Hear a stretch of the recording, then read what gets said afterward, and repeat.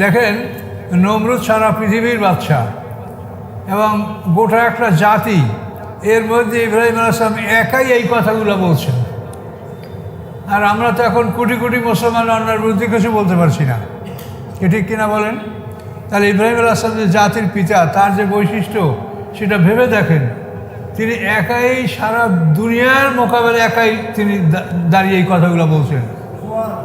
আর আমরা কোটি কোটি মুসলমান আমরা কিছু বলতে পারছি না। তার কারণ সবাই আমরা ভয় করি এগুলো বলতে গেলে আমাদের দুনিয়ার ক্ষতি হয়ে যাবে, আমার চাকরি যাবে, কেউ বলে আমার ব্যবসা যাবে, কেউ এইটা যাবে সেইটা যাবে, আমি বিপদে পড়বো, কাজেগুলো বলার দরকার নেই।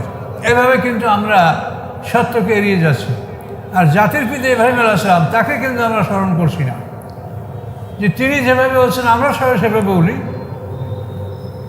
আমাদের যদি মৃত্যু হয়ে যায় তো আমাদের তো ক্ষতি নাই, মৃত্যু হলে তো আমরা কিছু হারাবো না, বরং আরও বেশি লাভ করবো না, ঠিক কিনা বলেন? কাফের মুশরিকদের মৃত্যু হইলে সমস্যা, তারা মৃত্যুর পরে শাস্তি ছাড়া কিছু নাই। আর আমাদের মৃত্যুর পরে তো জান্নাত আছে, কোনো সন্দেহ আছে? তাহলে মুসলমানরা কেন মৃত্যুকে ভয় করে? তো এখন এই কথা শুনে আপনারা একজন যদি মৃত্যুর দিকে ঝাঁপিয়ে পড়েন তো সেটাও ঠিক হবে না। এজন্য সংঘবদ্ধ হওয়া, ইসলামী রাষ্ট্রের অধীনে সেনাপতির অধীনে যুদ্ধের প্রস্তুতি নেওয়া এবং যুদ্ধ করা, এটা হলো আইন। কাজে এটা খুবই চিন্তার বিষয়। যে দেখেন ইব্রাহিম আলাইহিস সালাম কি বললেন, যে তোমরা এবং তোমাদের পিতৃপুরুষগণ স্পষ্ট ভুল পথে ছিলে। কলু, তখন তার জাতির লোকেরা বলল, আজে তারাবেল হক, তুমি কি আমাদের কাছে সত্য নিয়ে এসেছ? আমান তামিনাল লাইবিন, না তুমি আমাদের সামনে খেলাধুলা করছো? কোনটা? জাতির লোকেরা এভাবে ইব্রাহিম আলাইহিস সালামকে বলল। কলা, ইব্রাহিম আলাইহিস সালাম বললেন যে না, বাল রব্বুকুম ওয়া রব্বুস সামাওয়াতি ওয়াল আরদ, বরং তোমাদের রব, আকাশসমূহের রব, পৃথিবীর রব, আল্লাযী ফাতারাহুন্না, যিনি এই আকাশ পৃথিবীগুলি সৃষ্টি করেছেন, ওয়া আনা আলা যালিকুম মিনাশ শাহিদিন, এবং আমি তোমাদের এই বিষয়ে সাক্ষীদাতাদের একজন। কাজে এটা আমি বলছি না, খেলা না, তামাশা না, এটা কার কথা?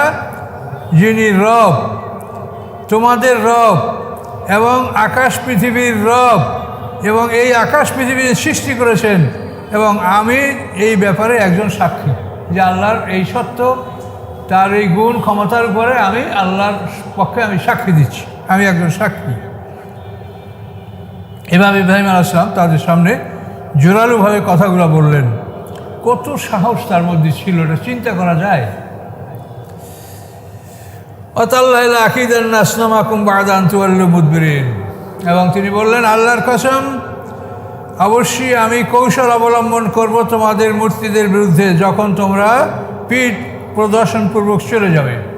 অর্থাৎ ওদের মেলায় যাওয়ার একটা অনুষ্ঠান ছিল, সবাই যাবে। ইব্রাহিম আলাইহিস সালাম বললেন যে আমি অবশ্যই তোমাদের আসনামাকুম, তোমাদের মূর্তিগুলির ব্যাপারে আমি কৌশল অবলম্বন করব তোমরা চলে যাওয়ার পরে। এই কৌশলটাকে সামনে দেখতে পাবেন। কি করলেন তিনি? ফাজআলাম জুজাজান ইল্লা কাবীরাল লাহুম, তিনি করলেন সেগুলিকে টুকরা টুকরা, ইল্লা কাবীরাল লাহুম, তাদের বড়টা ছাড়া। নমরুদের ইবাদতখানা একটা বড় একটা হলঘরের মতো ছিল। এই হলঘরের একবার শেষ মাথায় ছিল প্রধান মূর্তি। এই প্রধান মূর্তিটা ওখানে বসানো, ওর দুই দিকে লাইন দিয়ে আস্তে আস্তে বড় থেকে ছোট একেবারে সাজানো দরজা পর্যন্ত, এইভাবে লাইন দিয়ে সাজানো ছিল তার ইবাদতখানার মূর্তি। কোনো বর্ণনা বলে 70টি, আবার তার বেশিও হতে পারে, এই মূর্তি সাজানো ছিল। তো উনি সেগুলিকে টুকরা টুকরা করে ফেললেন, ইল্লা কাবীরাল লাহুম, তাদের বড় মূর্তিটা ছাড়া, লাআল্লাহুম ইলাইহি ইয়ারজিউন, যাতে তারা তার কাছে ফিরে আসতে পারে। ভগবান যদি একজনও না থাকে তো ওরা কোথায় যাবে? উম্মতেরা, তার বান্দারা। এই জন্য একজন রাখছে, যাতে এই বান্দারা অন্তত এই ভগবানের কাছে আসতে পারে। কথা বুঝতে পারছেন? এই জন্য একজনকে রেখে দিয়েছেন। এইভাবে তিনি কাজ করেছেন। কুঠারটা ওদের গলায়, বড় ভগবানের গলায় ঝুলিয়ে রেখেছেন। তো এরপরে ওরা যখন, ঘটনাটা তো একটু লম্বা, ঘটনাটা হলো যে ওই যে মেলার কথা বলা আছে, এই মেলায় যখন ওরা গেছে তখন সবাই তাদের ভালো ভালো খাবার যেটা বাড়িতে পাক হয়েছে, এই খাবার এই মন্দিরের মধ্যে ভগবানদের সামনে রেখে গেছে। যে ভগবান এর মধ্যে আমরা মেলায় যাব, এই সময়ের মধ্যে দোয়া করবে এবং এইটা বরকত হবে, আমরা মেলা থেকে ফেরার পথে আবার আমরা আপন আপন খাবার নিয়ে খাবো। তো এই জন্য বিষয়টা দেখেন, ওরা যখন ওই ইবাদতখানায় ঢুকলো, তাদের যে খাবারগুলো রেখে গেছিল সেই খাবারগুলো নেয়ার জন্য ঢুকছে, ঢুকেই দেখে যে সব ভগবানের অবস্থা কুপকাত।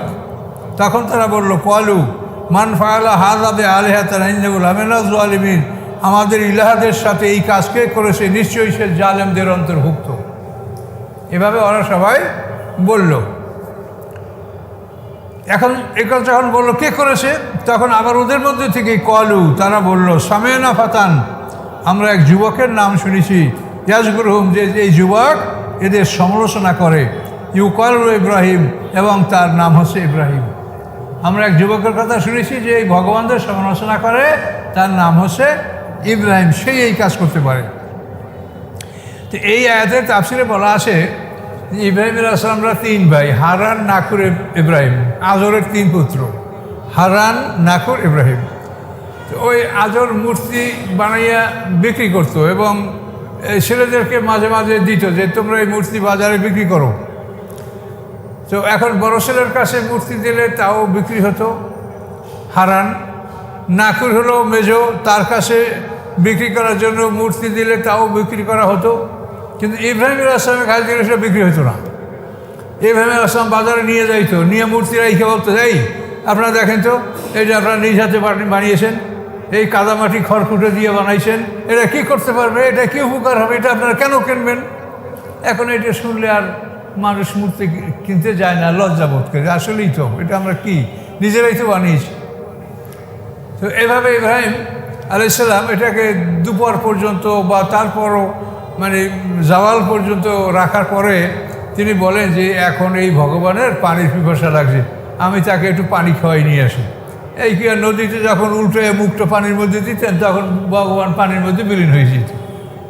এখন এই ভগবানকে পানিতে বিসর্জন দেওয়া, এটাও কিন্তু ইব্রাহিম আলাইহিস সালাম থেকে আমরা পাচ্ছি তাফসীরে, যে এটা ইব্রাহিম আলাইহিস সালাম এভাবে করেছেন। আর এখনও দেখছি ওরা এই মূর্তিকে পানিতে বিসর্জন দিচ্ছে। এই থেকে ওরা জানে যে ইব্রাহিম আলাইহিস সালাম বাজারে গিয়ে এই মূর্তির সমালোচনা করতো আর বলতো যেগুলো কি হয়। তো এখন এই সময়ে ওরা বলল, কলু, তারা বলল, সামেনা ফাতান, আমরা একটা যুবকের নাম শুনেছি, ইয়াজকুরুহুম, যে এই ভগবানদের সমালোচনা করে, ইউকালুর ইব্রাহিম, তাকে ইব্রাহিম নামে ডাকা হয়। আবজক রহিম ইব্রাহিম, সুরেনি ভাষা, দয়ালু পিতা। কলু ফাতুবির আয়ুন্নাস লাআল্লাহুম ইয়াশহাদুন, তখন লোকেরা বলল যে তাকে মানুষের সামনে উপস্থিত করো, মানুষেরা সাক্ষী দিবে যে আসলে সে দোষী কিনা। এটা নমরুদের দরবারে লোকেরা বলল। এরপরে ইব্রাহিম আলাইহিস সালামকে নমরুদের দরবারে হাজির করা হলো।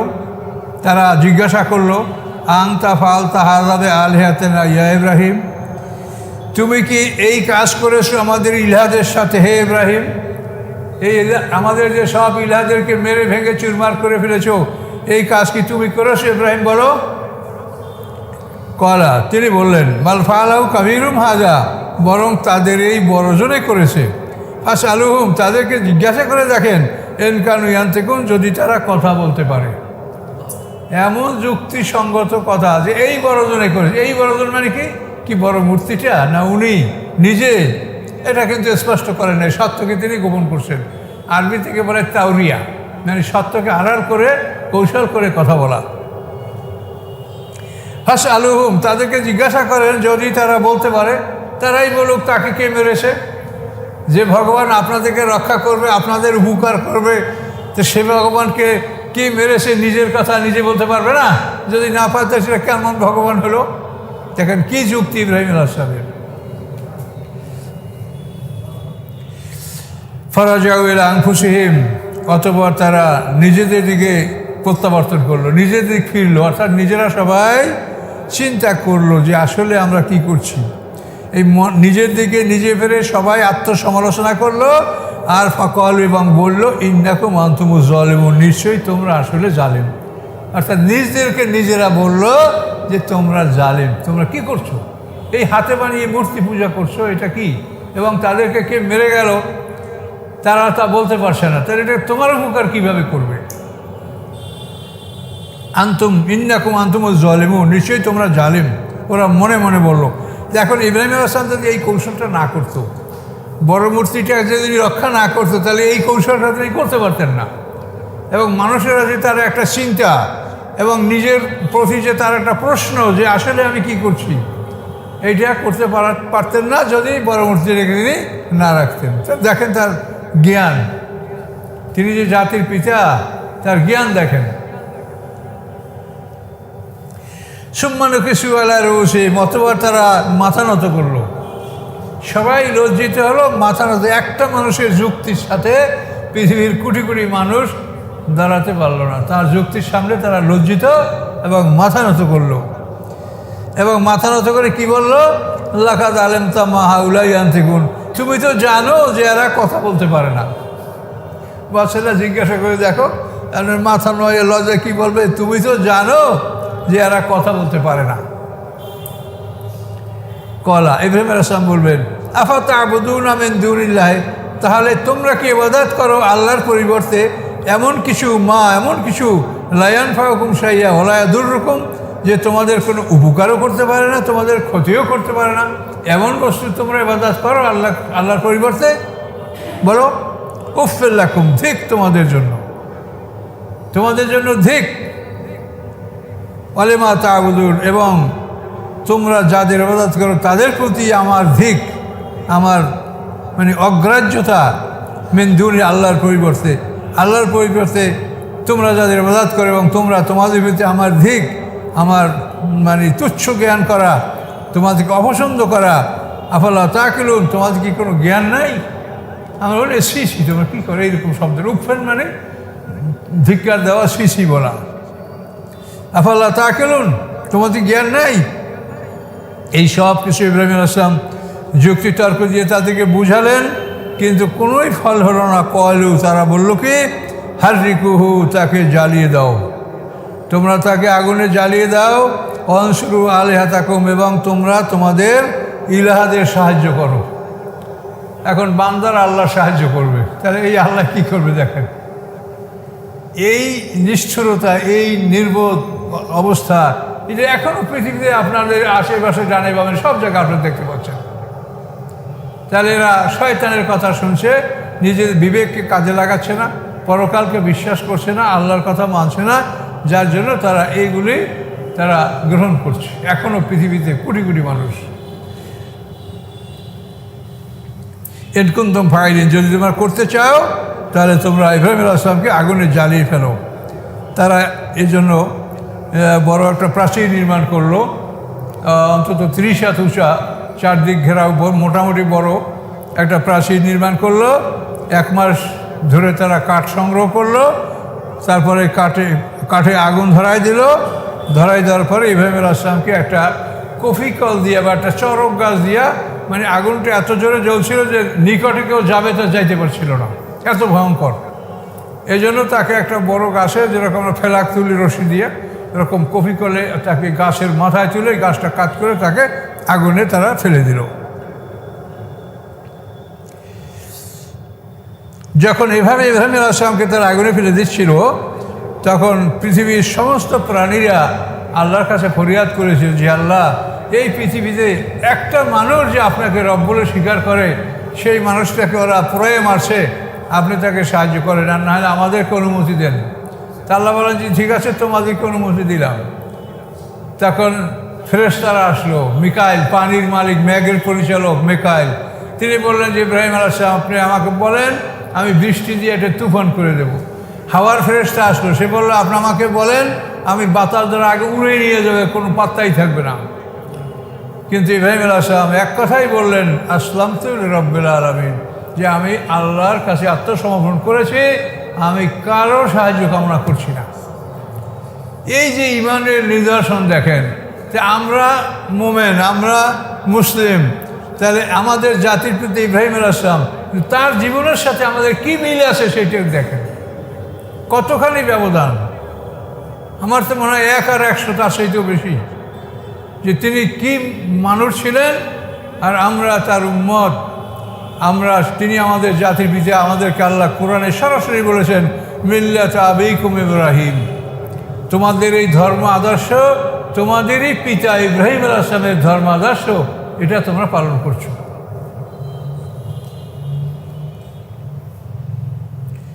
যখন জিবরিল আমিন আসলেন তো ইব্রাহিম আলাইহিস সালাম বলেন, জিবরিলের কাছে আমার কোনো প্রয়োজন নাই। তখন তিনি খুব আক্ষেপ করে বললেন যে তাহলে আপনি আল্লাহর কাছে বলেন। তিনি বললেন যে আল্লাহর কাছে কি আমি বলবো, আল্লাহ তো আমার অবস্থা সব দেখছেন। এভাবে যখন তাকে আগুনে ফেলে দেওয়া হলো, আল্লাহ বললেন কুলনা, আমি বললাম ইয়া নারু, হে আগুন, কুনি বারদা, তুমি ঠান্ডা হয়ে যাও, বা সালামান, এবং শান্তিতে পরিণত হও আলা ইব্রাহিম, ইব্রাহিম আলাইহিস সালামের পরে তুমি ঠান্ডা হও এবং শান্তিতে পরিণত হও। এই ঠান্ডা হতে বলার সাথে সাথে সমগ্র পৃথিবীর আগুন ঠান্ডা হয়ে গেছিল, আগুন জ্বলছিল, কোনো তাপ ছিল না। কিন্তু যখন আলা ইব্রাহিম বললেন তখন ইব্রাহিম আলাইহিস সালামের আগুন ছাড়া পৃথিবীর অন্য আগুনে আবার তাপ সঞ্চারিত হয়েছিল। তা আগুনটা প্রথমে শীতের অবস্থায় চলে গিয়েছিল, পরে সালাম মানে শান্তির অবস্থায় ফিরে আসছিল এই আগুন। এইভাবে ইব্রাহিম আলাইহিস সালামকে তারা উলঙ্গ করে ফেলেছিল আগুনের মধ্যে। আল্লাহ তাআলা ফেরেশতাদেরকে আদেশ দিলেন, জিবরিল আমিন তার জন্য জান্নাতের পোশাক নিয়ে আসেন, জান্নাতের জামা পাজামা, এই জান্নাতের পোশাক পরে, এবং তার কাছে একজন ফেরেশতা পাঠায়, হাওয়ার ফেরেশতা, যিনি ইব্রাহিম আলাইহিস সালামের পাশে বসা ছিলেন। এভাবে ইব্রাহিম আলাইহিস সালামের সময়টা পার হচ্ছিল, 1 সপ্তাহ পর্যন্ত আগুন জ্বলছিল। ইতিমধ্যে নমরুদের এক মেয়ে, তার নাম রাগাত, এই মেয়েটা বলল যে আব্বা, আমি ইব্রাহিম আলাইহিস সালামকে একটু দেখতে চাই যে কী অবস্থায় আসে। কী দেখবে, এখন কি আসে, তা তো ছাই হয়ে গেছে। না আব্বা দেখি।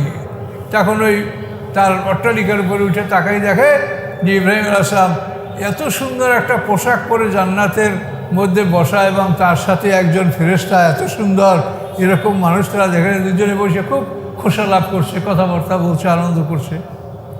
তখন অবাক হয়ে গেল। তখন নমরুদ বলল, নির্মার রব্ব রব ইব্রাহিম, ইব্রাহিমের রবই সর্বোত্তম রব, ইব্রাহিমের রবই সর্বশ্রেষ্ঠ রব। এবং ইব্রাহিম আলাইহিস সালামকে বললেন, ইব্রাহিম তোমার কি কোনো কষ্ট হচ্ছে? না। তুমি ওখান থেকে বের হতে পারো? হ্যাঁ পারি। তখন নমরুদ বলল যে তাহলে তুমি ওখান থেকে বের হয়ে আসো। তখন ইব্রাহিম আলাইহিস সালাম এই অগ্নিকুণ্ড থেকে নমরুদের আদেশে বেরিয়ে আসলেন। আসার পরে নমরুদ বলল যে আমি আল্লাহর জন্য 400 গরু কোরবানি করব। তখন ইব্রাহিম আলাইহিস সালাম বললেন যে তুমি যদি তোমার এই মূর্তি পূজা এই দিন ত্যাগ না করো তো তোমার কোরবানি আল্লাহ কবুল করবে না। তখন নমরুদ বলল যে আমি আমার দিন ত্যাগ করবো না, তাহলে তো আমার রাজত্ব থাকবে না। আল্লাহ কবুল করুক কি নাই করুক, আমি এই 400 গরু তার জন্য কোরবানি করব। কথা বলতে পারছেন? এখন আমাদের কোরবানি যেন ইব্রাহিম আলাইহিস সালামের কোরবানির মতো হয়, নমরুদের কোরবানির মতো যেন না হয়, সেটা হিসাব কিতাব করে আমাদের কাজ করতে হবে। আলাদুবি কাইদান, আল্লাহ বলেন তারা ইচ্ছা করছিল ষড়যন্ত্র করতে, ফাজআলনাহুমুল আকসারিন, আমি তাদেরকে করলাম ক্ষতিগ্রস্ত। তারা ক্ষতিগ্রস্ত হলো। তারা 1 মাস ধরে এই কাঠ সংগ্রহ করে আগুন জ্বালাইছিল, তারপরে তারা লজ্জিত হলো, অপমানিত হলো, ক্ষতিগ্রস্ত হলো। আল্লাহ বলেন নাজ্জাইনাহু, আমি মুক্তি দিয়েছিলাম ইব্রাহিম আলাইহিস সালামকে, ও লুতান, এবং লুতকে। লুত হলো ইব্রাহিম আলাইহিস সালামের ভাতিজা। লুত আলাইহিস সালাম ইব্রাহিম আলাইহিস সালামের বড় ছেলে, যে ইব্রাহিম আলাইহিস সালামের যে বড় ভাই হারান, এই হারানের পুত্র লুত। এই লুত আলাইহিস সালাম ইব্রাহিম আলাইহিস সালামের সাথে বেবিলন ত্যাগ করে তিনি ইব্রাহিম আলাইহিস সালাম যে পৃথিবীর উত্তর অঞ্চলে সিরিয়ার মধ্যে হেবরান শহরে, এই হেবরান শহরের আল খলিল নামক জায়গায় ইব্রাহিম আলাইহিস সালাম বসবাস করছেন। ওই সময় ইব্রাহিম আলাইহিস সালামের সাথে তার স্ত্রী সারা ছিল, তার মা উমায়লা ছিল, তার কোনো বর্ণনায় তার পিতাও ছিল, লুত আলাইহিস সালাম ছিলেন। এরা সহ ইব্রাহিম আলাইহিস সালাম এই বেবিলন ত্যাগ করেছিল। ফোরাত এবং দজলাই 2টা নদীর মাঝখানে জায়গায় বেবিলন বলা হয়। এটার প্রাচীন নাম হলো মেসোপটেমিয়া। ফোরাত এবং দজলাই, এই যে এখন আপনারা দেখছেন না ইরান আর যুদ্ধ চলছে, ইরান আমেরিকা, তো এই হরমুজ প্রণালীর সমুদ্রের দিকটা এটা হচ্ছে ওমান উপসাগর, আর উপরের দিকটা হলো পারস্য উপসাগর।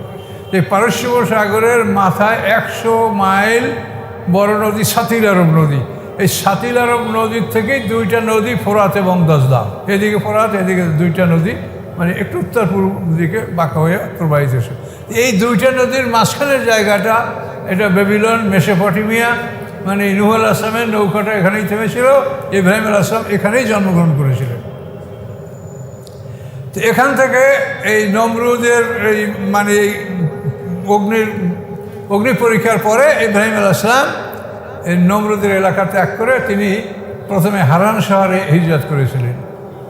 হারান শহর থেকে তিনি সিরিয়ায় হেব্রন শহরে তিনি বসবাস করছেন এবং সেখানে তিনি জমি কিনে, ফ্রুন নামক এক ব্যক্তির থেকে জমিন কিনে সেই জমিনে তিনি বসবাস করেছেন এবং মা সারা ইন্তেকাল করার পরে ওই জমিনে তাকে দাফন করেছেন হেব্রন শহরের আল খলিলে। তো ইব্রাহিম আলাইহিস সালাম যেখানে ছিলেন, লূত আলাইহিস সালামকে আরও উত্তরাঞ্চলে তাকে হেদায়েতের জন্য, মানে যেটাকে বলা হয় সুদুম শহর, মানে 5টা এলাকা নিয়ে লূতের কওমের এই বস্তিটা ছিল, জনপদ ছিল। লূত আলাইহিস সালাম সেখানে ছিল, ইব্রাহিম আলাইহিস সালাম থেকে আরও উত্তর দিকে।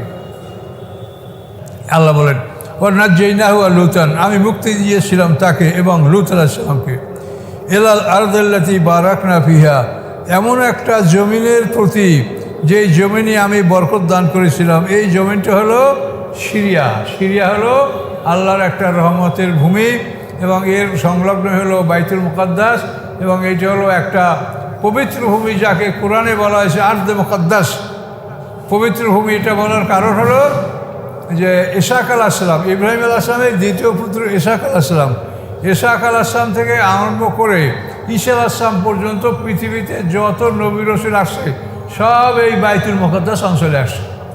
এই নবী রাসূলদের আগমনের ফলেই এই জায়গাটা আরদে মুকাদ্দাস বা পবিত্র ভূমি বলে আল্লাহ কোরআনে ঘোষণা করেছেন। তো এই জন্য এখানে আবার বলছেন যে এমন একটা জমিনে তারা হিজরত করলো যেখানে আমি বরকত দান করেছিলাম লিল আলামিন, সমস্ত জগতের মানুষের জন্যই এটা একটা বরকতময় জায়গা। সুলাইমান আলাইহিস সালামের রাজধানীও এই সিরিয়া অঞ্চলে ছিল। অন্যান্য নবীরা সব, মুহাম্মদ সাল্লাল্লাহু আলাইহি ওয়াসাল্লাম ছাড়া সমস্ত নবীদের আগমন এই সিরিয়া অঞ্চলে হয়েছে। এই যে আইয়ুব আলাইহিস সালাম, ওনারও এলাকাটা ছিল সারাইয়াবু বসনিয়া, যেটা আমরা দেখি না, বসনিয়া যে যুদ্ধ হয়েছে, এই সারাইয়াবু বসনিয়া এটা হলো আইয়ুব আলাইহিস সালামের অঞ্চল। আইয়ুব আলাইহিস সালাম এখানে নবী ছিলেন। এরপরে যে ইউনুস আলাইহিস সালামের কথা আপনারা কোরআনে পাচ্ছেন, তার অঞ্চলটা ওখান থেকে আরও উত্তরে। সিহুন, জিহুন নামে 2টা নদী আছে। এটা এই ফোরাত দজলা থেকে আরও অনেক উত্তর দিকে।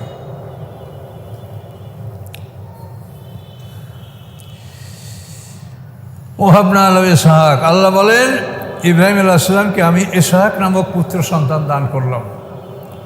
2 পুত্র সন্তানের কথাই বলছেন, কখনো ইসমাইল আলাইহিস সালামের নাম আগে, কখনো ইসহাক আলাইহিস সালামের নাম আগে। এটা কোরআনে বিভিন্ন জায়গায় বিভিন্ন রকম বর্ণিত হয়েছে। ওহাবনা আলাহু ইসহাক, আল্লাহ বলেন আমি যাকে ইসহাক নামক এক পুত্র সন্তান দান করেছিলাম। ও ইয়াকুব, এবং ইসহাকের পুত্র আবার ইয়াকুব আলাইহিস সালাম, মানে ইব্রাহিম আলাইহিস সালাম নবী, ইসহাক আলাইহিস সালাম তার পুত্র, সেও নবী। ইসহাক আলাইহিস সালামের পুত্র ইয়াকুব আলাইহিস সালামও নবী। এটা একটা বিরাট ব্যাপার, বিরাট সম্মান। নাফেলাতান, এটা হলো অতিরিক্ত। এই ইসহাক আলাইহিস সালামের পুত্র ইয়াকুব আলাইহিস সালাম, তো এই ইয়াকুব আলাইহিস সালামের ব্যাপারে আল্লাহ বলেন যে এটা আমি তাকে অতিরিক্ত নেয়ামত দান করছি, যে ছেলে তারপর পোতা। অকুল্লান জাআলনা সালিহিন, এবং উভয়কেই আমি সালেহীন মানে সৎকর্মশীল হিসাবে আমি তাদেরকে স্থাপন করেছি, প্রতিষ্ঠিত করেছি। অর্থাৎ ইসহাক আলাইহিস সালাম নবী, ইয়াকুব আলাইহিস সালাম নবী। আবার ইসহাক আলাইহিস সালামের পুত্র ইয়াকুব আলাইহিস সালামের পুত্র ইউসুফ আলাইহিস সালাম, তিনিও নবী। দেখেন তাহলে ইব্রাহিম আলাইহিস সালাম নবী, তার পুত্র ইসহাক আলাইহিস সালাম নবী, ইসহাক আলাইহিস পুত্র ইয়াকুব আলাইহিস সালাম নবী, ইয়াকুব আলাইহিস সালামের পুত্র ইউসুফ আলাইহিস সালামও নবী। এবং এদের একটু পরে যাইয়েই আবার ইউসুফ আলাইহিস সালামের পরে এই বংশ থেকে নবী আসেন আইয়ুব আলাইহিস সালাম। আইয়ুব আলাইহিস সালামের পিতার নাম মুস, তার পিতার নাম রাজা, এবং তার পিতার নাম হলো আয়েজ। এই আয়েজ হলো, আয়েজ আর ইয়াকুব এরা হলো 2 ভাই যমজ, আয়েজ এবং ইয়াকুব। আয়েজের নামটা আমাদের কোরআনে আসে না, ইয়াকুব আলাইহিস সালামের নামটা কোরআনে আসে। অন্য আসমানি কিতাবে আয়েজের নামটাও আসছে। অকুল্লান জাআলনা সালিহিন, আল্লাহ বলেন সবাইকে আমি সৎকর্মশীলদের অন্তর্ভুক্ত করেছিলাম। জাআলনাহুম আইম্মাতান, এবং আমি তাদেরকে করেছিলাম নেতা, ইমাম। তারা যারা নবী, যারা পয়গম্বর, তারা সমাজের নেতা। ইমাম মানে নেতা। ইয়াহদুনা বিআমরিনা, তারা মানুষকে পথ দেখাতো আমার আদেশ ক্রমে। আমি যেভাবে আদেশ করেছি এই ইমামগণ তারা সেইভাবে আল্লাহর পথ প্রদর্শন করতো মানুষকে, নিজেদের ইচ্ছার মতো কিছু করতো না। আওহাইনা ইলাইহিম ফাইউলাল খায়রাত, এবং আমি তাদেরকে আদেশ করেছিলাম সৎকর্ম করার জন্য, যে তারা যেন সৎকর্ম করে। আর আদেশ করেছি আমি ইকামাস সালাতে ও ইতা যাকাতে, তাদেরকে সালাত প্রতিষ্ঠা করার জন্য এবং যাকাত আদায় করার জন্য আমি তাদেরকে আদেশ দান করেছি। ওয়াকানু লানা আবিদিন, এবং তারা সবাই ছিল আমার ইবাদতকারী, সবাই আমার ইবাদতকারী, সবাই আমার গোলাম ছিল। ও লুতান আতাইনা হুকমা ওয়া ইলমা, এবং লূত আলাইহিস সালামকে আমি দান করেছি হিকমত এবং ইলম। হিকমত হলো প্রজ্ঞা, জ্ঞানের চাইতেও আরও অধিক জ্ঞান। লূত আলাইহিস সালামকে আল্লাহ বলেন তাকে আমি দিয়েছি হিকমত, প্রজ্ঞা, উইজডম, ইলম এবং জ্ঞান, নলেজ। ও নাজ্জাইনাহু মিনাল কারিয়াতে, এবং আমি মুক্তি দিয়েছি তাকে এমন একটা জনপদ হতে, আল্লাতী কানাত তা'মুলুল খাবায়েসা, যে জনপদ অত্যন্ত ঘৃণিত কাজ করত, পুরুষ মৈথুন করত লূত সম্প্রদায়। আল্লাহ বলেন এই জনপদ থেকে আমি তাকে মুক্তি দিয়েছি লূত আলাইহিস সালামকে। ইন্নাহুম কানু কওমা সুইন ফাসিকিন, নিশ্চয়ই লূত সম্প্রদায় ছিল এমন একটা জাতি যে তারা ছিল সীমা লঙ্ঘনকারী।